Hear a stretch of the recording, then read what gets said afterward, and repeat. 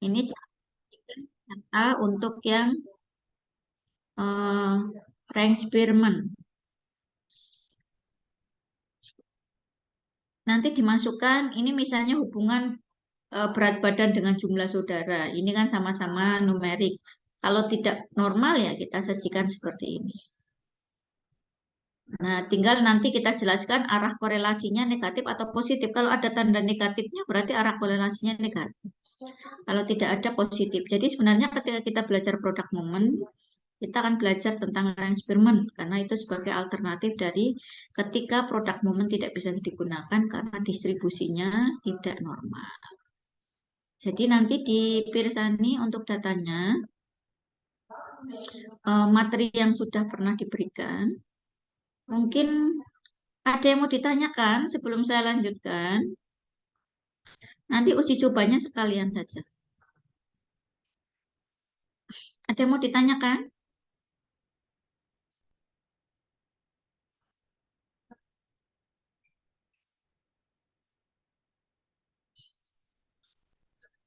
Dereng, Bu. Baik, kalau belum bisa saya lanjutkan ke Magnemar ya? Atau bagaimana? Baik, Bu Indra.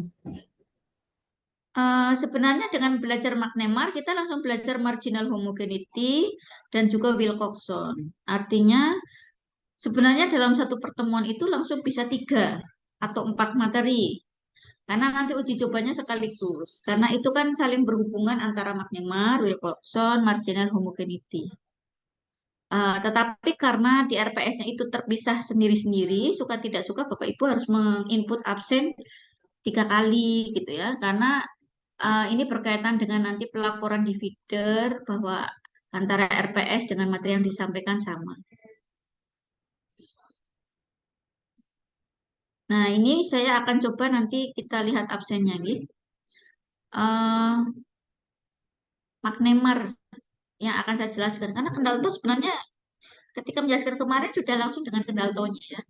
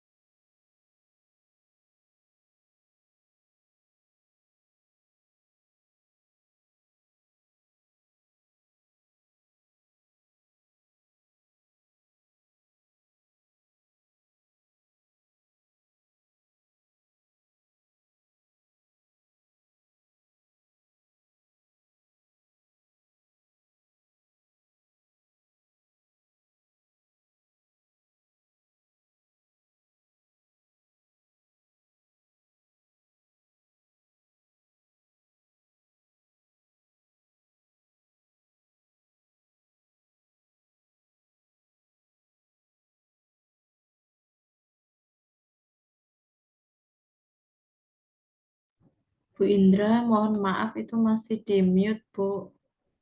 Begitu ya, baiklah. Baik, untuk yang praktikum ini sebenarnya kita langsung belajar Magnemar, marginal homogeneity, Wilcoxon, Cochrane, treatment dengan post hoc. Karena sekali belajar belajar semua. Tapi mungkin nanti kalau terlalu banyak saya potong ya, saya split Magnemar dulu mungkin nanti marginal homogeneity dan Wilcoxonnya nanti. Karena sebenarnya satu slide ini belajar semua. Ya. Kenapa? Karena ini kan hipotesis komparatif berpasangan, tetapi untuk data yang kategori.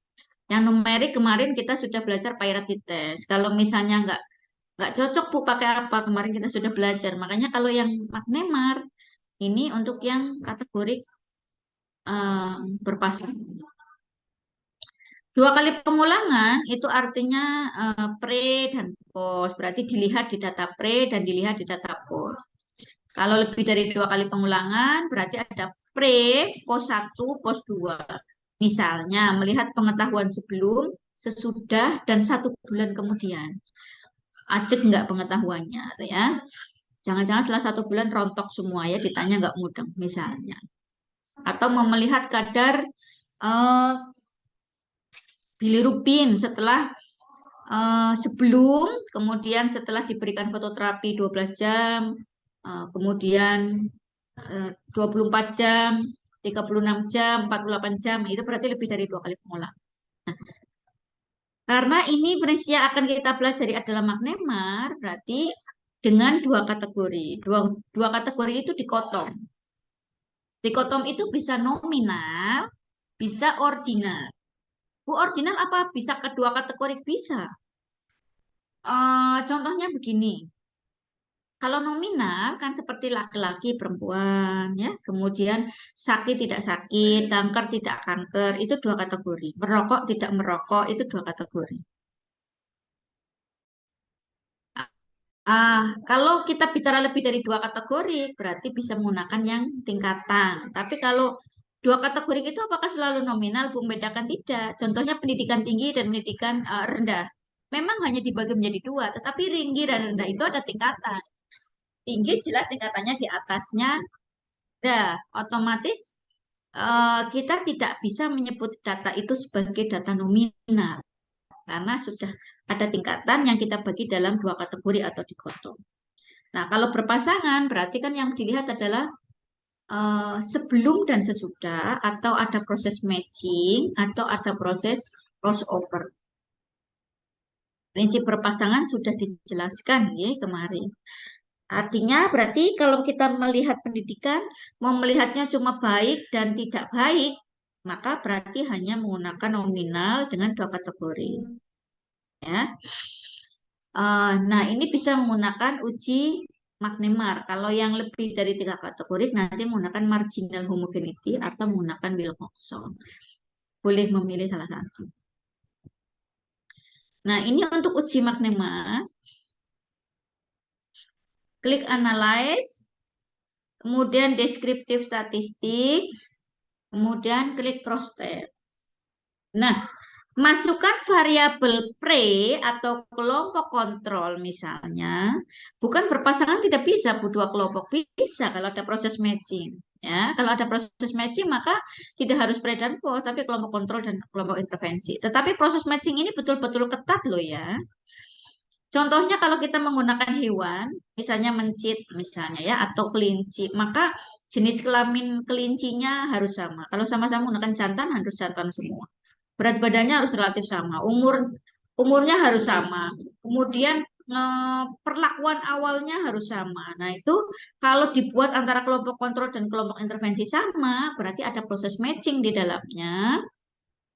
Maka kita bisa sebut sebagai data perpasangan. Tetapi kalau kita tidak bisa matchingkan atau kita tidak bisa crossoverkan, berarti yang disebut perpasangan itu kalau ada pre dan prinsipnya kalau pre atau kelompok kontrol yang sudah kita matchingkan itu kita jadikan sebagai row.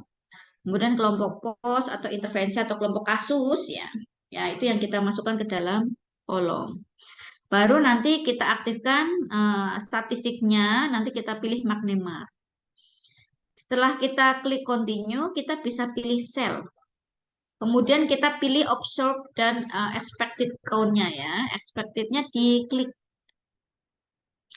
Kemudian pilih total persentase, baru klik continue dan oke. Nah, nanti akan ada tampilan data seperti ini. Pendidikan sebelum, sesudah ya. Kemudian baik buruk. Nah, ini kan membedakan saja. Ada dua kategori maksudnya ya. Sebelumnya baik, sesudahnya buruk. Nah, kalau dua kategori kita menggunakan magnemar. Karena nanti cross tabulasinya akan kelihatan. Nah, di sini memang tertulis chi-square. Tapi di bawah di sini ada magnemar test. Nah, magnemar test ini di sini ada lambang A kecil. Lambang A kecil itu ada tulisannya binomial distribution use. Artinya ini hanya digunakan untuk data yang binomial atau terbagi menjadi dua kategori saja. Ini hasilnya 0,0000, artinya lebih kecil dari 0,05, karena lebih kecil berarti ada perbedaan yang bermakna pengetahuan terkait apa antara sebelum dan sesudah diberikan perlakuan. Kalau kita lihat dari data ini, kita perhatikan nih, yang sebelumnya buruk saja ya.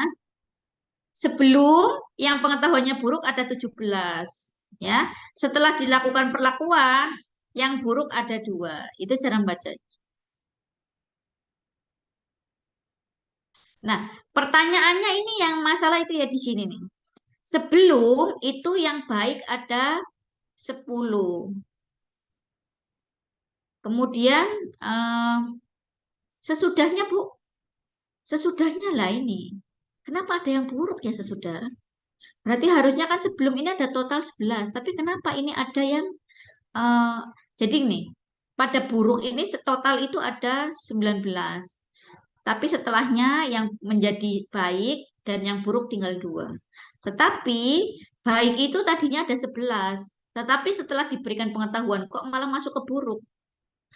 Bisa jadi pada saat diedukasi sebelumnya itu ngisi A, B, C, D, A, B, C, terus jawabannya kita koreksi ternyata skornya masuk ke kategori baik.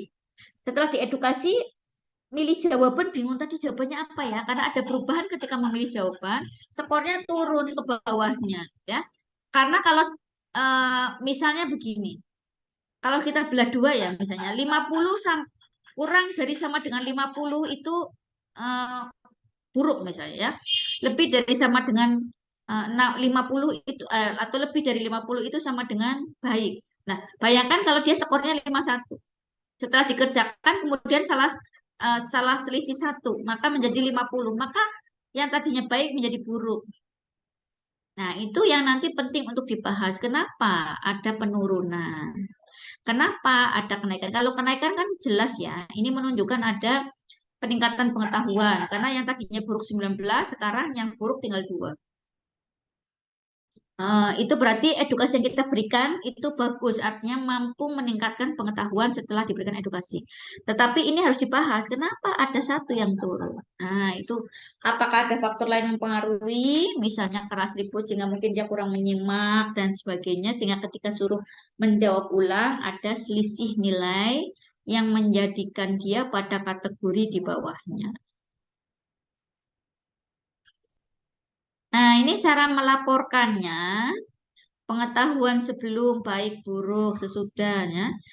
Nah, ini cara melaporkannya seperti ini. Kemudian p-value-nya 0,0. Ini dituliskan. Ya. Nah, nanti kita tuliskan begini. Ini anggaplah judulnya tentang PHPS. Anggapnya. Jika judulnya pengaruh video animasi terhadap peningkatan pengetahuan PHPS, Bu, peningkatan itu what? Ya, karena yang mau kita lihat adalah peningkatannya. Tapi kalau misalnya pengaruh video animasi terhadap pengetahuan PHPS siswa, misalnya ya, itu berarti menggunakan tutel. Nah, itu yang harus kita perhatikan saat kita menulis ini.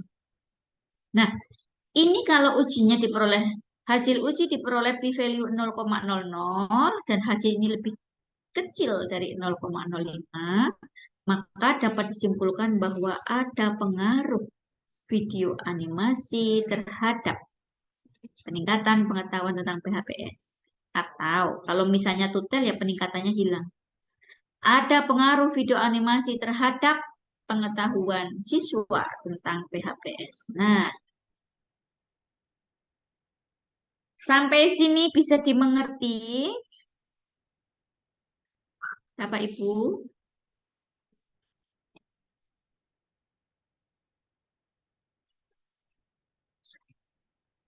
Ada yang ingin didiskusikan?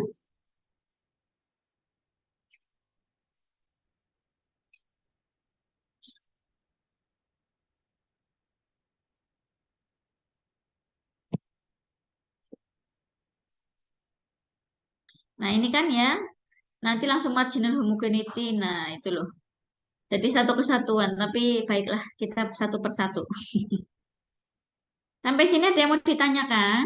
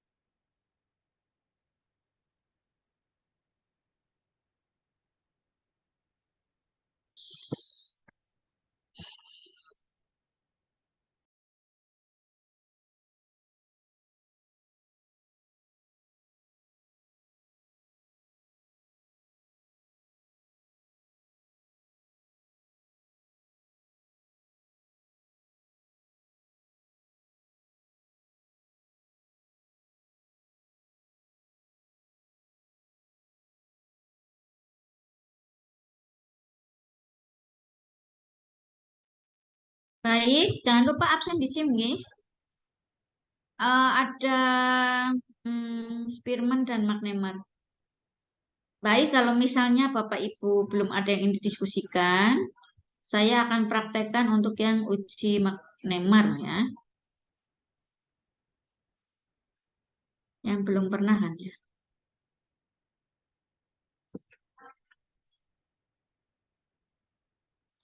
Nah, ini klik Analyze, kemudian Descriptive Statistik, Cross Tab.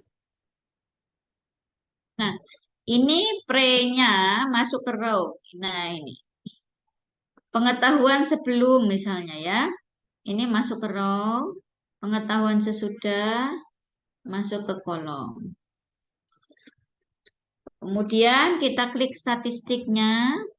Di sini ada chi-square, koefisien konsingensi, lambda, dan seterusnya termasuk Kendalto. Jadi kalau Bapak Ibu mau bertanya, Bu yang Kendalto, lah ini kliknya satu di sini ya. Langkahnya sama. Nah ini Magnemar, klik. Nah, kemudian kita klik continue, baru kemudian selnya kita klik. Observe, expected itu nilai harapan, gitu.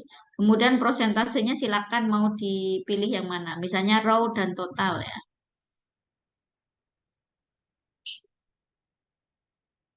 Baik, kemudian kita klik continue dan klik OK. Nah, nanti akan ada keluar yang seperti ini. Ini cross tabulasinya akan keluar seperti ini, yang tadi ditampilkan. Sebelum ada yang pengetahuannya baik, itu ada 11 orang. Ini total. Setelah dilakukan pengetahuan, yang baik jadi 10 orang dan ada 1 orang yang jadi buruk. Kemudian kalau yang buruk, yang semula ada 19. Sekarang yang buruk hanya tinggal 2, karena 17-nya naik menjadi baik setelah diberikan perlakuan.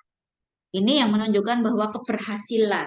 Makanya kenapa signifikansi tutelnya itu 0,00, lebih kecil dari 0,05 karena ada pengaruh yang baik perlakuan yang kita berikan sehingga mampu meningkatkan pengetahuan. Yang turun 1, tetapi yang naik 17. Mudah nggih langkah Magnemar nggih. Baik, ada yang ingin ditanyakan?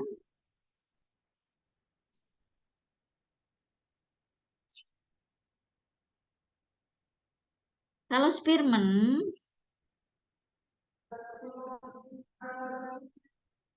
Spearman itu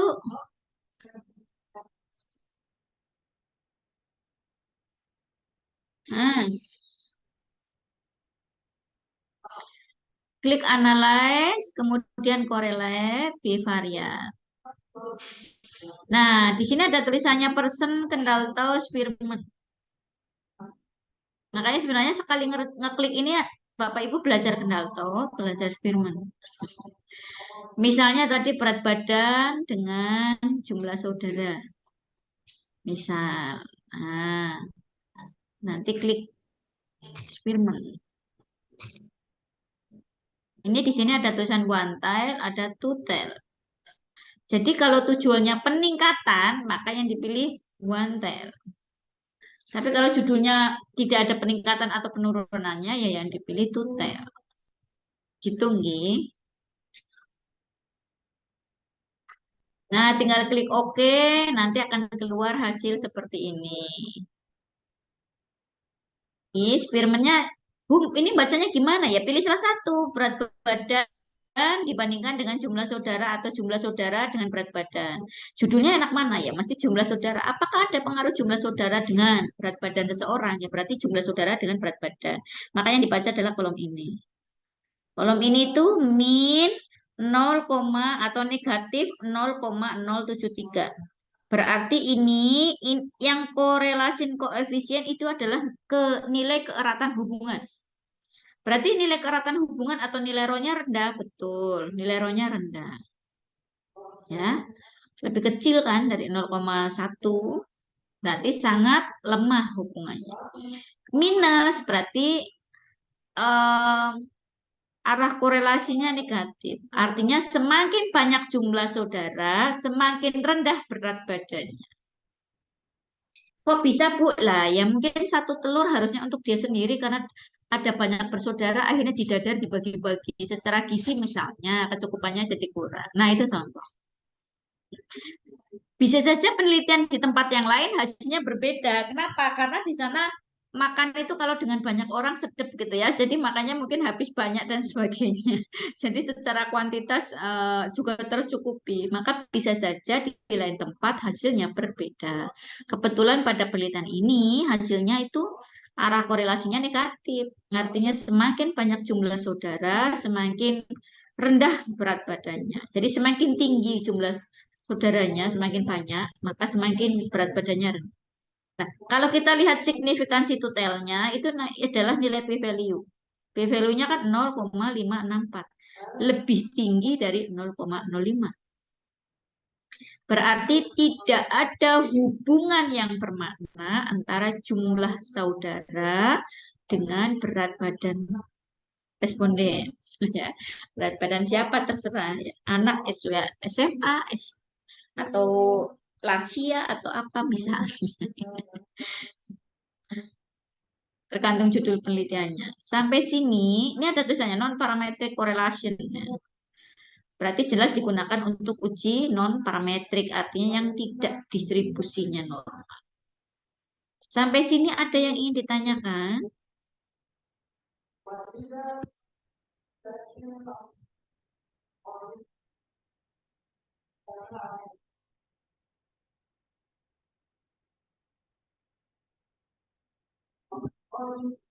Ada yang ingin didiskusikan? Kalau saya bingungnya menginterpretasikan, Bu. Menginterpretasikan. Gimana? Yang dibaca apa-apa tadi loh, Bu. Yang dibaca apa saja gitu. Baik, saya tunjukkan outputnya ya. Kan membaca itu dasarnya output.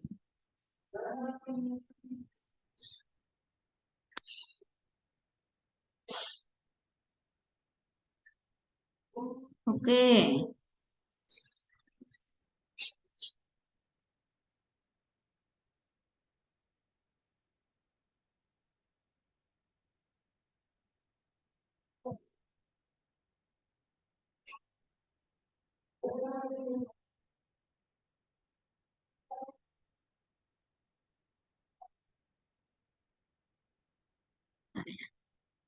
Soalnya ini nggak ada pointer pulpen ya kalau di sini.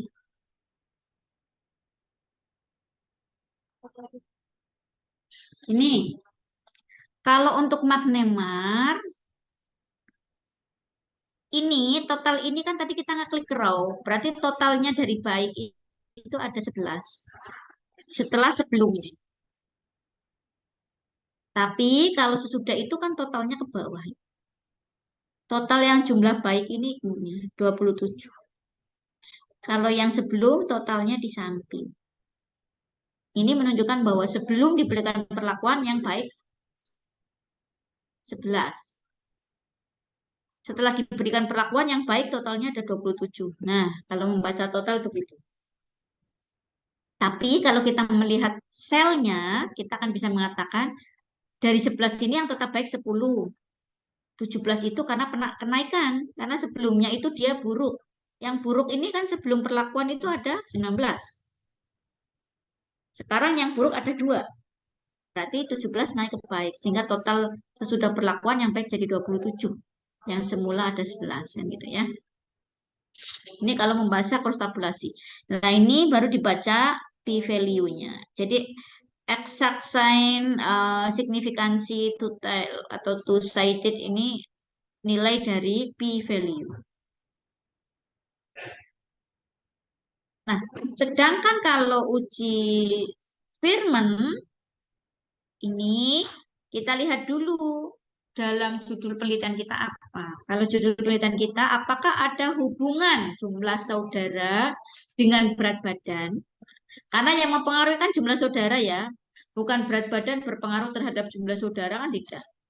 Banyak dulu baru nanti jumlah saudaranya juga ikut banyak kan enggak. Kalau gemuk dulu anaknya jadi nanti jumlah saudaranya banyak kan tidak.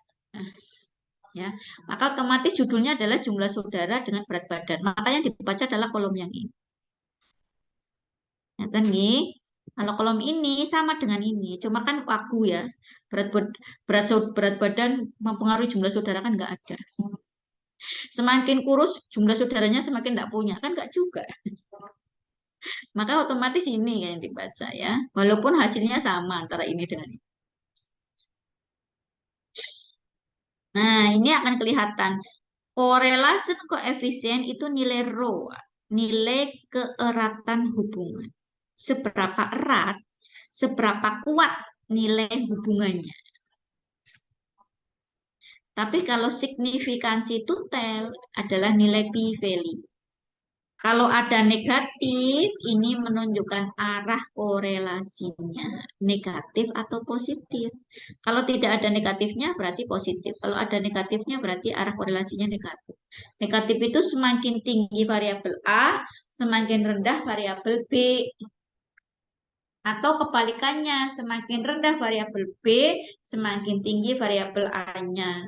Tapi kalau positif itu linier. Ininya tinggi juga ininya tinggi. Artinya kalau positif, misalnya arah korelasinya positif, berarti semakin banyak jumlah saudara, semakin baik berat badannya.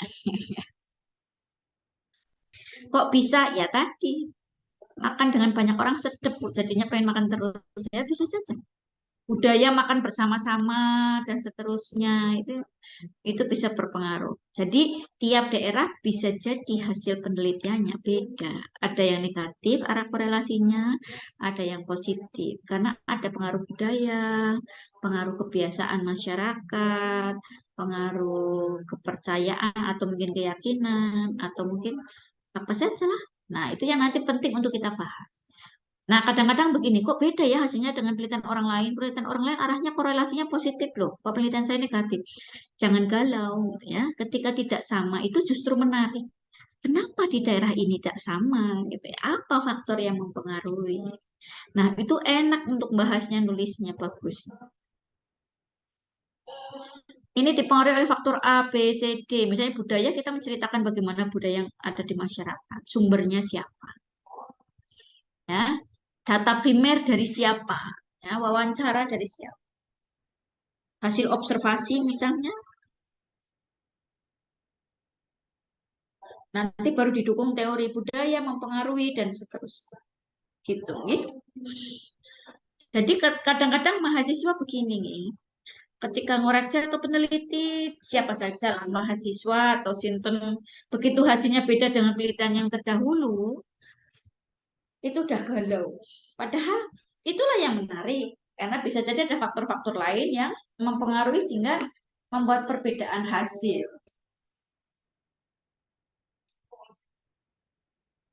Nah, kalau ada perbedaan hasil malah bahasnya loh. Cuma kadang-kadang Bu kalau ini nanti nggak sama Bu nulisnya ya Ben, nggak masalah. Terus Justru kalau kemudian kita rubah-rubah data penelitian kita agar sama, itu namanya fabrikasi. Fabrikasi itu merubah data penelitian yang semestinya dirubah sesuai dengan kemauan kita.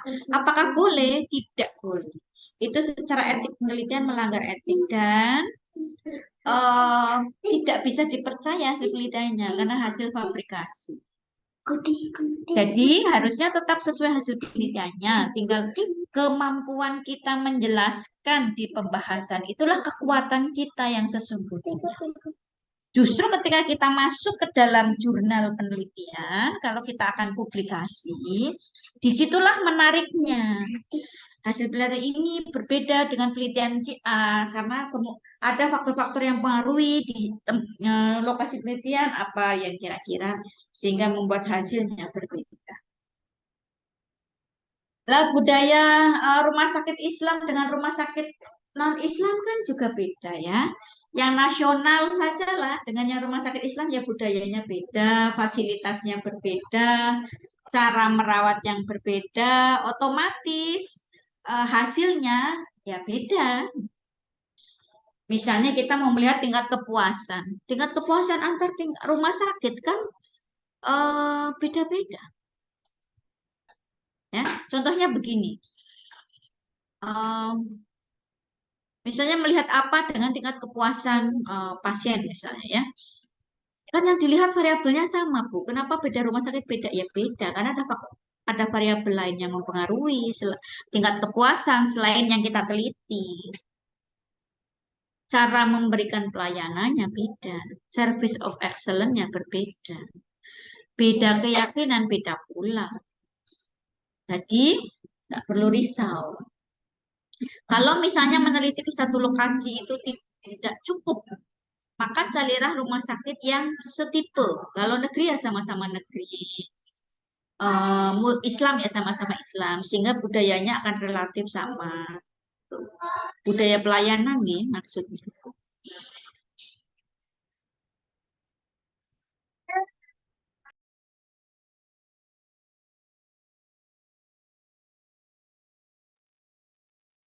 Baik, Mas Adit, pripun sudah bisa menjawab atau masih bingung? Ibu, terima kasih. Oke.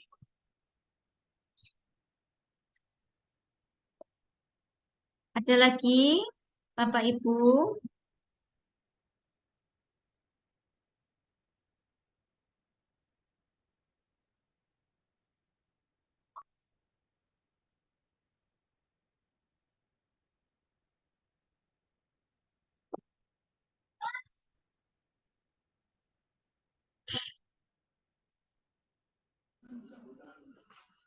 Ibu Indra izin bertanya, Bu. Nih, Bu, berarti kalau untuk uji Spearman itu dilakukan juga uji normalitas ya, Bu? kalau basis data awalnya adalah numerik, maka sudah pasti langkahnya harus uji normalitas dulu. Baru kalau tidak normal pakai Spearman. Tapi Spearman itu bisa digunakan baik untuk data yang numerik maupun data yang kategori. Jadi, kalau datanya kategori, maka nggak usah harus uji normalitas data. Tapi langsung uji Spearman. Jadi Spearman bisa digunakan dua-duanya. Bisa untuk data numerik yang distribusinya tidak normal atau untuk data kategori yang memang datanya kategori.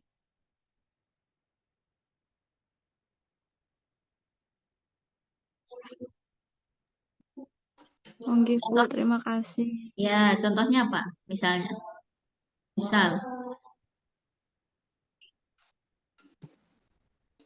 Contoh penelitiannya, Bu? ya misalnya gimana tuh?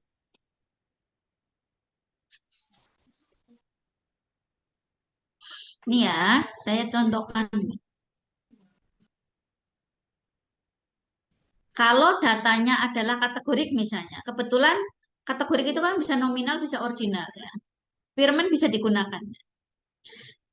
Oh, ternyata belum tampil ya. Sebentar.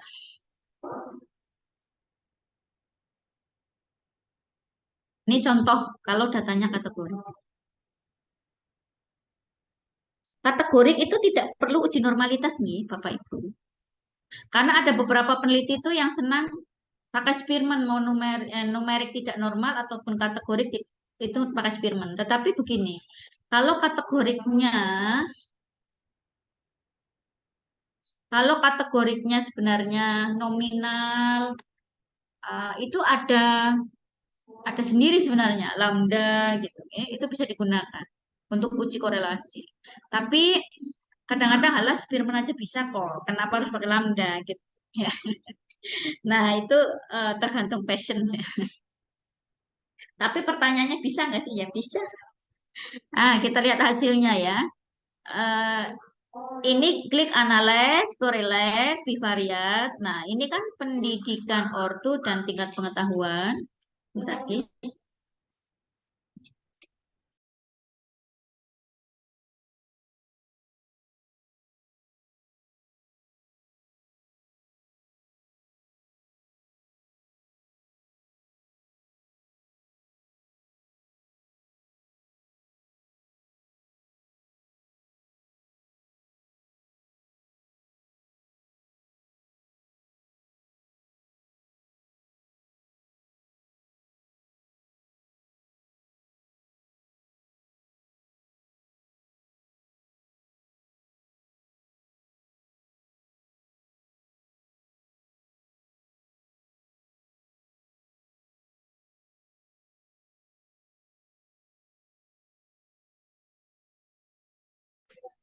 Ini kan kalau ada tingkatannya ini kan kategori eh, ordinal nih.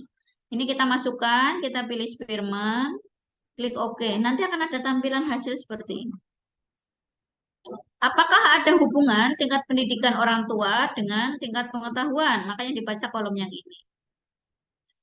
Kan jarang. Yang kita mengatakan apakah ada tingkat pengetahuan dengan tingkat pendidikan. Nah, kira-kira yang mempengaruhi pendidikan dulu apa pengetahuannya dulu? Kan pendidikan dulu. Ya. Pengetahuan mengikuti tingkat pendidikannya. Maka otomatis berarti apakah ada hubungan pendidikan orang tua dengan tingkat pengetahuan. Nah, ini. Nah, Bu, ini kan secara rasional. Semakin tinggi tingkat pendidikan, semakin tahu dong orang itu. Itu kan secara teori begitu. Betul ya? Penelitian-penelitian terdahulu juga begitu. Tetapi kenapa ini hasilnya minus, Bu, pada penelitian ini? Bisa jadi. Tingkat pendidikannya apa dulu? Yang kita tanya tentang apa? Tingkat pendidikannya sarjana teknik mesin, misalnya. Kebetulan pendidikan orang tuanya ya. Atau misalnya tata boga. Atau misalnya apa misalnya. Yang kita tanya terkait dengan kesehatan tertentu. Nggak semua orang tahu. Walaupun tingkat pendidikannya tinggi. Karena kan yang kita tanyakan berkaitan dengan kesehatan yang belum tentu pendidikan tinggi itu juga mengetahui hal tersebut. Bisa jadi walaupun pendidikannya SMA atau mungkin SD, tapi dia sering baca, kemudian ikut kegiatan PKK dan sering dapat penyuluhan, sehingga akhirnya dia jauh lebih paham dibandingkan yang pendidikannya tinggi yang karena kesibukan bekerjanya, sehingga hasilnya negatif. Karena negatif ini menunjukkan apa? Semakin tinggi pendidikan orang tua, semakin rendah tingkat pengetahuannya. Kan bertentangan Bu dengan teori. Justru di situ menariknya. Kenapa bisa? Nah, kita lihat tingkat pendidikannya apa nih orang tua ya. Ada nggak data di dalam penelitian kita yang menunjukkan bahwa S1-nya apa, atau S2-nya apa, atau D3-nya apa. Sehingga kita bisa gunakan itu untuk membahas. Ada nggak sih variabel lain yang mempengaruhi peningkatan pengetahuan selain pendidikan? Kan ada. Keterpaparan informasi, usia. Mungkin pendidikannya SMA, tapi ibu ini sudah aktivis PKK, ketua PKK, ya kan sering dapat penyuluhan dari puskesmas, dari kecamatan, dan sebagainya. Jadi secara pengetahuan, oke, dibandingkan yang ibu muda, ya. Walaupun pendidikannya tinggi, tapi keterpaparan informasinya jauh lebih bagus yang pendidikannya rendah. Jadi itu yang nanti kita gunakan di dalam pembahasan. Jadi jangan galau walaupun hasilnya minus. Kok minus ya, Bu? Ya enggak apa-apa. Karena pasti ada variabel lain. Karena tinggal pendidikan orang tua bukan satu-satunya variabel yang mempengaruhi tingkat pendidikan. Karena apa? Ada variabel lain yang mempengaruhi pengetahuan seseorang selain pendidikan. Gitu, nggih. Nah, contohnya kita lah ya, kita orang kesehatan ditanya permesinan, ya enggak mudah, enggak semuanya paham. Mungkin kalau stylenya juga senang betulin motor, mobil ya paham. Nah kalau saya busi yang sebelah mana, yang kayak apa bentuknya, ya enggak ngerti. Tapi kan Bu Indra sudah S2, lah kan bukan di situ bidangnya. Ya begitu ya, sama saja. Artinya itu bisa kita gunakan sebagai bahasa. Jadi tidak melulu bahwa akan linear sejalan dengan teori, karena ada variabel lain. Kebetulan tingkat pendidikannya juga apa, keterpaparan informasinya bagaimana, aksesibilitas di dalam informasi seperti apa. Mungkin kalau kita kerja jarang buka eh, informasi misalnya ya, tetapi mungkin bisa saja ibu-ibu sempat buka YouTube ya, lihat-lihat, oh duh, si anu kanker, kemudian baca, oh kanker itu gini ya, di Google dibaca. Saya punya eh, kenalan, beliau itu magisternya ekonomi ya. Tetapi kalau soal kesehatan dan disuruh cerita kesehatan, luar biasa, termasuk pengobatan-pengobatan tradisional dia pelajari. Kenapa?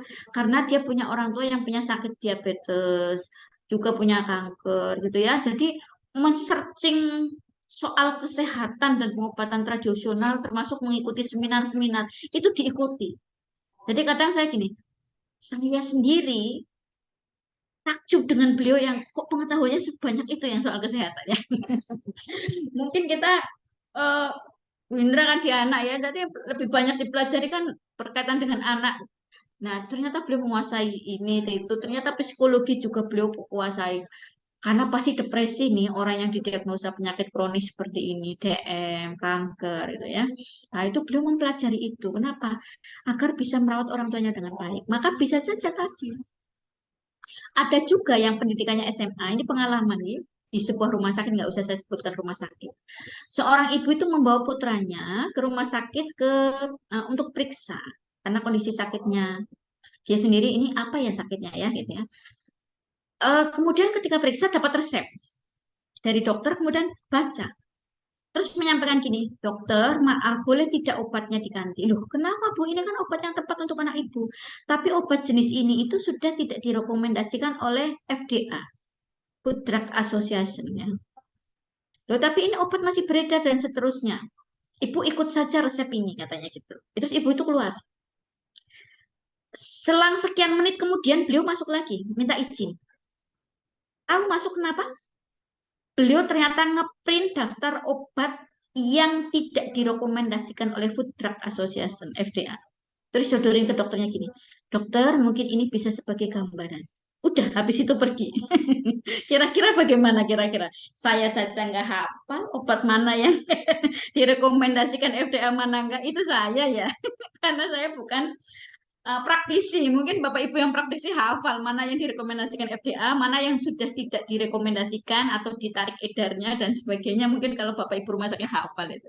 Nah, kalau saya di pendidikan kan jarang berinteraksi begitu ya. Nah, itu kalau padahal beliau pendidikannya SMA ibunya ya, tapi hobi membaca dan itu di print diserahkan. Habis itu sudah pamit, nggak minta ganti obat nggak. Karena tadi waktu ganti obat dokternya udah komplain. Ibu nurut saja pakai resep ini.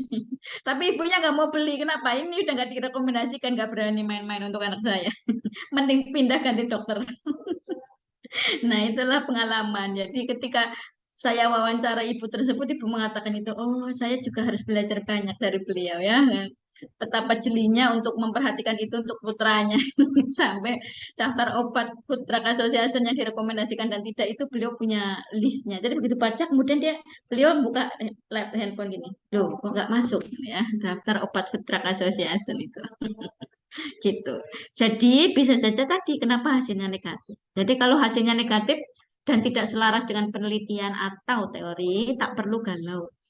Karena pasti ada variabel lain yang mempengaruhi dari perbedaan hasil tadi. Oke. Oke. Dan ini hasilnya kan p-value-nya 0,813, jelas lebih besar dari 0,05. Jadi tidak ada hubungan yang bermakna. Tidak ada hubungan yang bermakna itu bukan berarti tidak ada hubungan ya. Ada, tapi nggak bermakna. Ibarat kata ya, kenal, kenal, dah. Ya. Kamu kenal, misalnya Mbak Ade, kenal Bu ini, oh kenal, kami satu rumah sakit. Tapi pertanyaannya dekat nggak? Enggak. Ya, kan nggak mungkin satu rumah sakit itu soulmate semuanya kan enggak ya. Nah ini kan kalau penelitian kan yang dilihat soulmate nggak sih gitu ya, erat tidak hubungannya gitu ya, sebagai apa gitu. Nah kurang lebihnya begitu. Jadi nanti menuliskannya harus ada kata bermakna atau tidak bermakna. Ada hubungan yang bermakna atau tidak ada hubungan yang bermakna. Tidak ada hubungan yang bermakna itu ya ada tapi nggak bermakna. Sekedar kenal. Gitu ya. Ya, Bu Indra satu universitas kalau ditanya kenal Pak ini kenal dekat ya enggak, kenal saja sebagai beliau dosen gitu ya. Apakah dekat ya tidak? Hubungannya erat apalagi dekat aja enggak, apalagi erat. Sama ini kebetulan kok ya dekat, tidak dekat itu ya, tidak erat.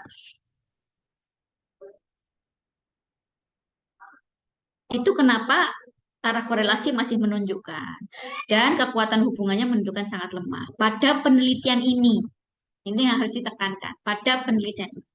Bu, bisakah dengan judul yang sama, dengan usia responden yang sama, ketika jumlahnya kita banyakkan, misalnya responden saya jumlahnya 100, tapi saya akan meneliti ke 300 orang. Hasilnya berbeda, iya. Semakin banyak responden, semakin hasilnya lebih bagus ya sebenarnya. Karena lebih bisa digeneralisasi eh, kalau respondennya banyak. Tetapi pertanyaannya apakah harus selalu banyak? Ya tidak harus juga. Yang penting memenuhi kaidah dalam penghitungan sampel yang tepat. Jadi bisa saja dunia sama hasilnya beda. Kenapa? Kita menuliskan apa yang membedakan penelitian ini dengan penelitian sebelumnya. Penelitian sebelumnya responden yang digunakan hanya sedikit pada satu lokasi. Saya menggunakan 2 rumah sakit dengan jumlah responden yang banyak. Maka itu sudah sebuah perbedaan. Karena hasilnya bisa jadi berbeda. Jadi berbeda tidak selalu bahwa berbeda sama sekali, tidak ya. Mungkin usia responden yang kita ganti jumlah. Kan kadang-kadang sebuah penelitian itu menuliskan kelemahan ya. Kelemahannya apa? Jumlah respondennya sedikit. Maka kita coba banyakkan, cari yang lebih banyak. Atau usia yang digunakan balita. Coba saya ganti ke remaja. Misalnya ya, yang ingin diketahui ya boleh, boleh saja. Sudah beda Bu, ya beda kan, beda responden. Tapi kalau beda tempat saja boleh nggak Bu? Lihat dulu penelitiannya apa. Kalau variabel itu dipengaruhi oleh budaya, keyakinan, dan sebagainya, seperti tadi mutu layanan dan tingkat kepuasan, tentunya ada variabel budaya rumah sakit yang berbeda kan ya. Cara memberikan layanan yang berbeda di setiap rumah sakit. Maka kalaupun hanya beda rumah sakit dengan judul yang sama boleh. Boleh, karena ada variabel budaya yang mempengaruhi. Tapi kalau nggak ada variabel budaya yang mempengaruhi dalam penelitian sebelumnya, ya sebaiknya tidak gitu ya. Nanti variabelnya mungkin ditambah 1 atau 2 mungkin, atau melihat variabel mana yang belum diteliti gitu ya. Atau sudah diteliti tetapi masih sangat sedikit. Nah, sehingga perlu lebih banyak dikuatkan. Boleh, boleh. Baik, sampai sini bisa dimengerti. Mau mencoba atau nanti dilangsungkan ketika Wilcoxon dan marginal homogeneity-nya.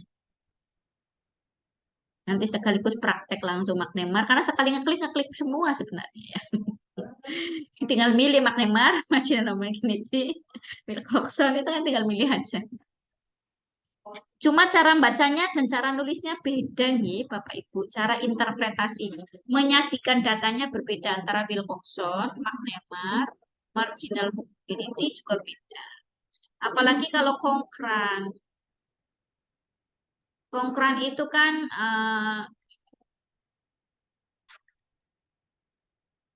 harus lebih dari 2 kali 2.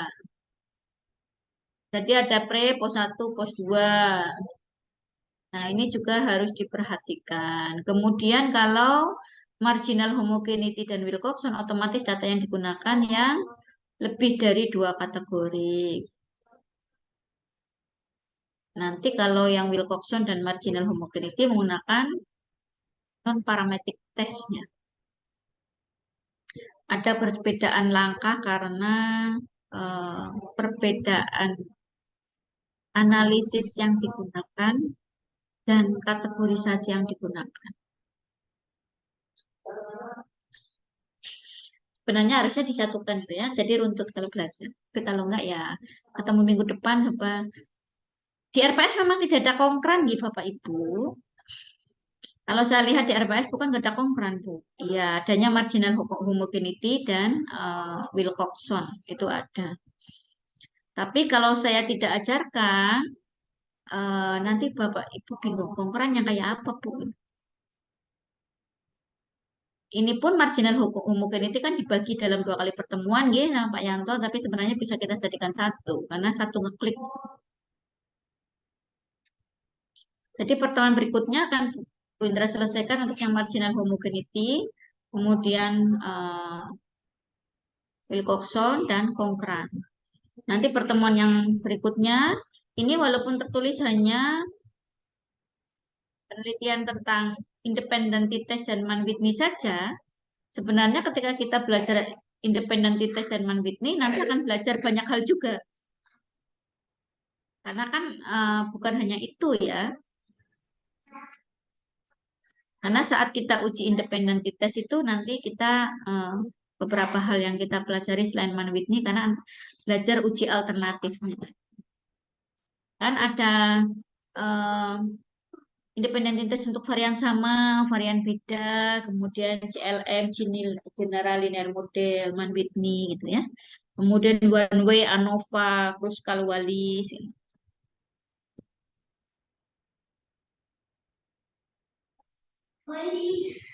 Baik, ada yang ingin didiskusikan, Bapak Ibu?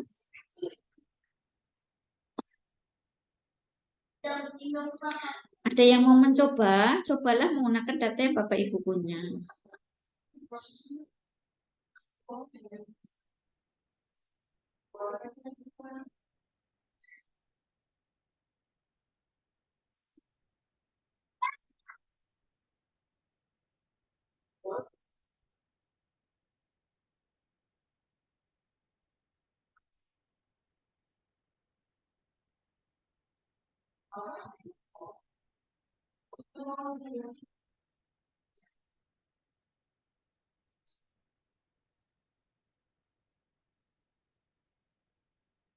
Halo, Pripun, sudah jelas atau belum?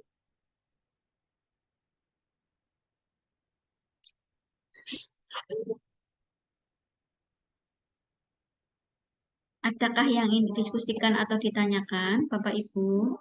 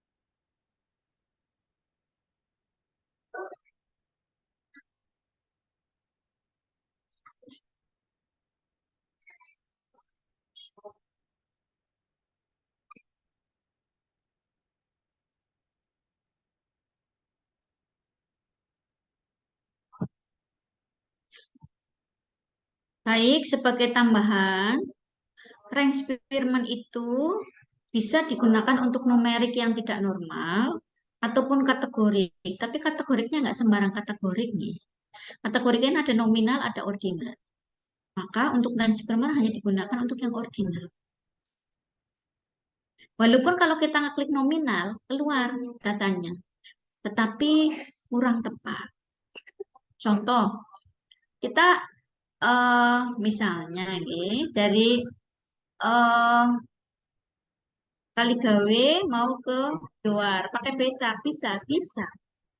Tapi kalau kita bicara lebih cepat, lebih tepat pada kondisi tertentu, pasti bukan sebagai alternatif dari Kaligawe naik pakai beca kan gitu ya. Sama. Walaupun ketika kita ngeklik ordinal, nominal itu keluar juga hasilnya. Kayak tadi kan keluar ya, ordinal, nominal keluar. Tetapi akan lebih tepat untuk Spearman itu jika basis datanya ordinal. Kalau untuk kategori. Kalau nominal ya, kalau numerik ya harus yang tidak gitu. Tapi keluar juga Bu, iya, tapi kurang pasif. Kita mau pengajian, berarti harusnya pakai jilbab dong ya. Masa pengajian pakai tank top kan ya nggak pas gitu ya. Tapi yang penting menutup aurat gimana Bu? Iya pakai mukena ya menutup aurat. Tapi kira-kira datang ke pengajian pakai mukena itu ya pantas apa enggak? Nah itu sama dengan begitu ketika kita memilih mana yang paling tepat sebenarnya untuk menguji eh, analisa data dari penelitian kita. Oke. Sampai sini sakit nggih? Mau diuji coba sekarang atau pertemuan berikutnya? Monggo misalnya mau Sabtu bisa Bu, bisa, tapi kebetulan pagi Sabtu ini itu saya harus ada kegiatan di SMA Diman nggih, untuk kegiatan penyuluhan, jadi bisanya setelah zuhur. Kalau misalnya Sabtu mau digunakan untuk materi yang kurang misalnya, atau misalnya menggunakan yang lain. Mari mohon maaf saya harus tidak sesuai jadwal baik materi apapun karena bersamaan dengan meninggalnya orang tuanya. Jadi kayaknya nggak konsen. Masa yang lain yasinan sini ngajar kayaknya nggak pas juga. Jadi saya memang akhirnya harus terhutang banyak untuk mengganti tatap muka yang ditinggalkan. Mudah-mudahan nanti bisa selesai semuanya dan Bapak Ibu Ketso nanti mengganti jadwal yang eh, saya tinggalkan yang belum selesai saya sampaikan. Ya. Gimana Mbak Ade, Mas Adit, Mas Arief, Ya, terima Mas kasih Bu Wandi, Indra. Pak Inten Mawar nih, Mas Mas Ari itu Mas nih. Ada Ari itu yang laki-laki. Nggih. Mbak Desi, Mbak Andin, monggo Mbak Adistia, siapa ada yang ingin didiskusikan atau sudah cekap? Insya Allah cukup Bu. Baik, terima kasih. Kalau sudah cukup, kita akhiri dulu. Tapi pertemuan berikutnya saya akan ajarkan tadi ya, yang tadi Wilcoxon dan Magnem apa dan marginal hukum unity-nya saya jadikan satu. Karena nanti akan saya langsungkan ke Konkra, walaupun nggak ada di RPS, tetap harus disampaikan karena biar tahu. Kan jarang digunakan, Bu. Belum tentu juga. Tergantung nanti penelitian Bapak Ibu. Nanti kalau nggak kenal, bingung ya. Ini tapi pakai apa, Bu? Nggak pas semua itu. Gitu mungkin Bapak Ibu, mohon maaf kalau ada yang tidak berkenan, tadi harus menunggu. Sebenarnya tadi, duh kalau reschedule lagi saya sulit gitu ya. Terus Bu Yuni tadi bilang, Bu saya juga ngajar loh habis maghrib katanya. Betul ya, habis maghrib dengan Bu Yuni. Makanya Bu jangan lama-lama saya mau ngajar lab. Kasihan labnya, nunggunya kelamaan ya. Alhamdulillah ini saya terima kasih Bapak Ibu masih bersabar menanti saya. Mohon dimaafkan untuk ketidaktepatan waktunya. Nggih. Mudah-mudahan tidak mengurangi esensi belajar hari ini dan bisa dimengerti dan diikuti dengan baik dan bisa jadi ilmu yang bermanfaat. Walaupun mungkin sekarang berpikir, saya nggak akan melanjutkan Bu, cukup S1. Belum tentu loh. Nanti kalau disuruh spesialis, otomatis ilmu itu digunakan. Ternyata suruh lanjut S2, S3, tetap digunakan nanti. Terbukti beberapa teman yang di rumah sakit kan disekolahkan spesialis. Karena kan sekarang rumah sakit juga dituntut punya spesialis. Apakah dari S1 bisa Bu langsung spesialis? Sakit. Syaratnya sudah punya pengalaman minimal 5 tahun. Tapi nggak Sudah melalui surat-surat S2. Bu. Kenapa? Tura-tura ya Mas Arif. Tura-tura, Berarti Bu. boleh. Maka nanti kalau udah selesai nurse lanjut spesialis nih Mas Arif. Karena syaratnya spesialis langsung harus nurse. Senior S.Cup itu. NS, Insya Allah. terus punya pengalaman 5 tahun, nanti bisa lanjut spesialis gitu. Tapi kalau yang mau ke pendidikan juga, maka harus dengan S2-nya. Kayak Bu Indra itu kan karena ada S2-nya, karena berada di pendidikan juga. Jadi nggak bisa langsung lompat ke spesialis toh. Harus ngambil S2-nya. Biar Bapak Ibu sakit nanti ngambil spesialis.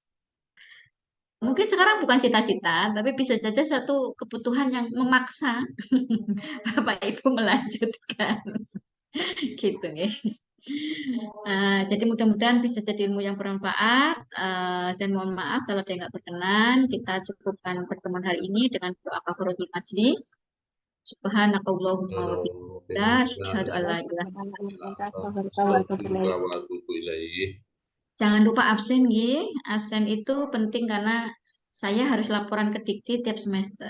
Termasuk presensi mahasiswanya harus saya laporkan. Termasuk nanti kalau AMI dan akreditasi itu juga dilampirkan. Jadi nanti mohon dihimbau untuk melengkapi absen yang terlupa-lupa. Biar genep gitu. Mungkin itu. Terima kasih untuk perhatiannya. Assalamualaikum warahmatullahi wabarakatuh. Waalaikumsalam warahmatullahi wabarakatuh. Waalaikumsalam warahmatullahi wabarakatuh.